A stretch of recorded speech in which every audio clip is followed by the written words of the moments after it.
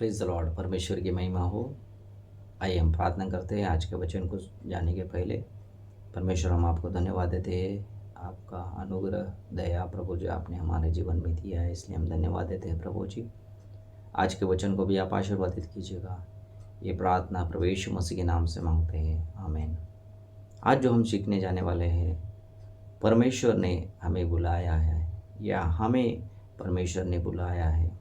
इफिसियों का पहला अध्याय उसका 18 वचन में हम देख सकते हैं, परमेश्वर ने हमें उसके काम के लिए बुलाया है, उसकी महिमा के लिए बुलाया है, और परमेश्वर ने हमें एक संत ठहराया है ताकि हम उसके काम को कर सकते हैं।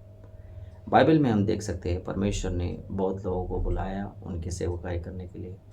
पौलुस खुद उसके बारे में कहता है, पौलुस बोलता है कि परमेश्वर ने मुझे बुलाया।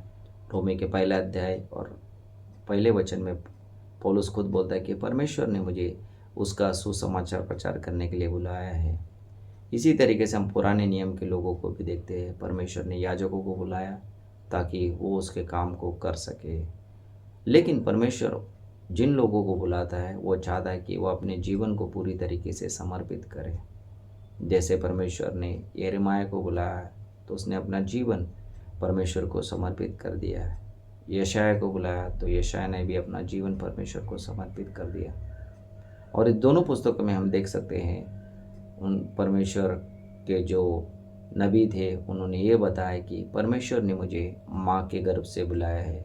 पौलुस खुद गलातियों का पहला अध्याय और 15 वचन में पौलुस कहता है कि मेरी माँ के गर्भ से ही परमेश्वर ने मुझे चुना है या मुझे बुलाया है। रोमियो के 11 अध्याय और उसका 29 वचन में हम देखते हैं कि परमेश्वर का जो वरदान और बुलावट है वो अटल है, वो कभी बदलता नहीं है। जब परमेश्वर एक व्यक्ति को बुलाता है तो वो उसे उसी तरीके से नहीं छोड़ देता है, लेकिन परमेश्वर उसको उसके जैसा बनाने के लिए बुलाता है। परमेश्वर ने हमें अच्छे कामों के लिए चुना है।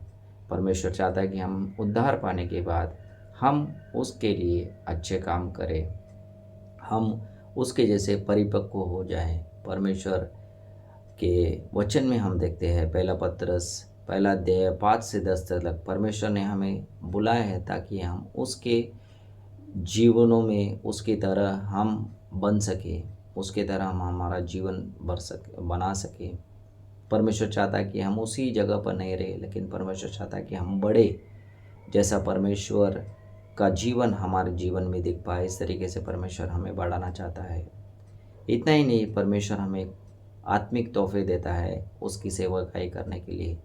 परमेश्वर के वचन में हम देख सकते परमेश्वर ने हमें पवित्र आत्मा दिया है उसकी बुलावट के लिए, उसके काम को करने के लिए। जो भी हम काम करना चाहते हैं परमेश्वर के लिए, परमेश्वर ने हमें ऐसा ही नहीं छोड़ा है। परमेश्वर ने हमें उसका पवित्र आत्मा दिया है ताकि हम उसके काम को पूरी तरीके से कर सके। पौलुस ये भी कहता है, पहला कोरिन्थियों का 9 अध्याय 16 वचन में परमेश्वर का वचन कहता है कि पौलुस बोलता है कि अगर मैं परमेश्वर का सुसमाचार प्रचार न करूँ तो मुझ पर धिक्कार हो। क्योंकि परमेश्वर ने सब लोगों को उसका सुसमाचार प्रचार करने के लिए बुलाया है। हमें पूरे बाइबल की जानकारी रखने की ज़रूरत नहीं है सुसमाचार के लिए। हमें सिर्फ परमेश्वर क्यों आया, क्या करने के लिए आया है और उसने हमारे लिए क्या किया है, यह चीज़ हम लोगों को बता सकते हैं ताकि लोग उद्धार में आ सके। और परमेश्वर ने जो हमें बुलाया है ताकि हम उसके जीवन को हमारे जीवन के द्वारा बता सके। परमेश्वर ने पौलुस को चुना, परमेश्वर ने आपको, परमेश्वर को मुझे चुना है। लेकिन परमेश्वर चाहता है कि जब परमेश्वर हमें चुने हम उसका आज्ञा पालन किए। इसी तरीके से योना करके एक व्यक्ति था, हम सब उसके बारे में जानते हैं। योना के पहला अध्याय पहला वचन से लेकर तीसरे वचन तक हम देख सकते हैं कि परमेश्वर ने उसे बुलाया, लेकिन परमेश्वर ने उसको बुलाने के बाद योना ने उसको पूरी तरीके से अपने आप को समर्पित नहीं किया। परमेश्वर चाहता था कि वो नीनिवे जाए, लेकिन योना के जीवन में हम देख सकते हैं कि वो नीनिवे नहीं गया, वो तार्शिश गया। लेकिन फिर भी परमेश्वर ने उसे छोड़ा नहीं, क्योंकि परमेश्वर जब एक व्यक्ति को बुलाता है तो परमेश्वर उसके द्वारा अपने काम को वो करता है। और इसीलिए योना के लिए परमेश्वर ने एक बहुत बड़े मच्छी को तैयार किया और उसको वापस से उसी जगह पर लेके आया जहाँ पर परमेश्वर उसे लेके जाना चाहता था। इसीलिए जब परमेश्वर हमें बुलाता है तो हमें ये जो बहुत ही जानना बहुत ही ज़रूरी है कि हमें हमारी इच्छा को उसकी इच्छा के अनुसार हम समर्पित कर दें, ताकि परमेश्वर के काम को हम पूरी तरीके से कर सके।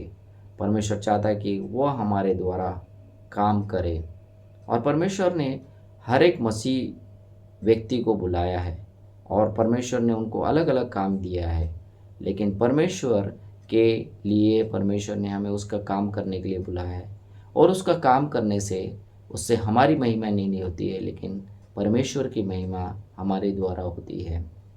परमेश्वर ने कुछ लोगों को पास्टर, कुछ लोगों को टीचर, कुछ लोगों को अगुवा, कुछ लोगों को वर्शिप लीडर, यह काम परमेश्वर ने कुछ लोगों को दिया है। लेकिन सुसमाचार का काम परमेश्वर ने हर एक व्यक्ति को दिया है। परमेश्वर बोलता है कि तुम्हें सुसमाचार प्रचार करना है। जब हम कलीसिया में रहते हैं तो परमेश्वर ने क्यों हमें बुलाया है, परमेश्वर हमारे द्वारा क्या करना चाहता है, यह सब चीज़ हम कलीसिया में रहकर जी सकते हैं।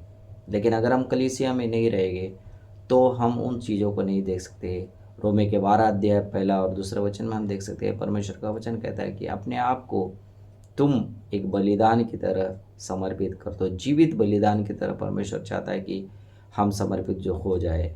पुराने नियम में लोग बलिदान देते थे, लेकिन वो मरा हुआ बलिदान था। लोग एक बकरी को मारते थे और उसका बलिदान देते। लेकिन नए नियम में परमेश्वर चाहता है कि वो हमें एक जीवित बलिदान की तरह हमें अपने आप को देना है, हमारे हृदय को परमेश्वर को देना है, और कहना है कि परमेश्वर मुझे अपने हृदय की नहीं सुनना है, लेकिन मुझे आपकी बात सुननी है, आपका आज्ञा पालन करना है।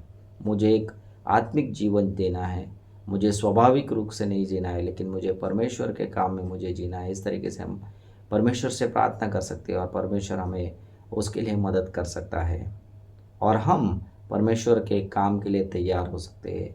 बाइबल में याकूब का पुस्तक पहला अध्याय और 5वें वचन में परमेश्वर का वचन कहता है, जिसको ज्ञान की कमी है वो मेरे पास आए, मैं उसे ज्ञान दूंगा।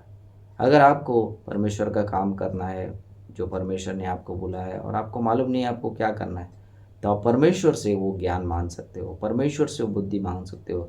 परमेश्वर आपको वो बुद्धि और वो ज्ञान देगा।